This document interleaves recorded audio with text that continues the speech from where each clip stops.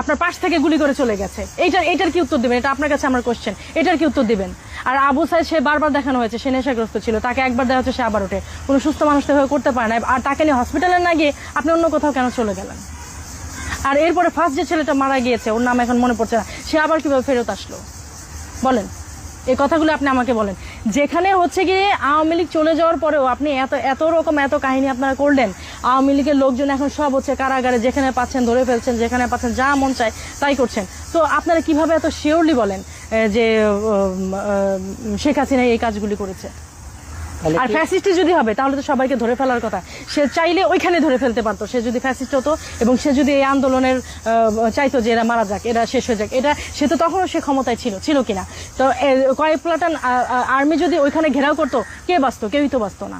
আপনি আমার এই যুক্তিটা খণ্ডন করে দেন। সে তখনও ওই এই দেশের প্রাইম মিনিস্টার ছিলেন এবং স্টিল নাও সে বাংলাদেশে ছিলেন। কথা তো তখন কেউ শুনে না। হ্যাঁ, না তখন কেউ শুনে, স্টুডেন্টরা শুনে না, কিন্তু তার যে মন্ত্রী পরিষদ, তার যে পুলিশ বাহিনী, তার যে আর্মি সবাই শুনে। না তাহলে শুনে নাই? আপনি নিজেই বলছেন যে সে অর্ডার দিয়েছে তাদের মারতে, আপনি নিজে আবার এখন বলছেন যে শুনে নাই, তাহলে এটা কিভাবে হলো? না তাহলে আপনি বলেন, আপনার কথাই আমি আপনাকে কোশ্চেন করছি, আপনি আমার কথা উত্তর দেন।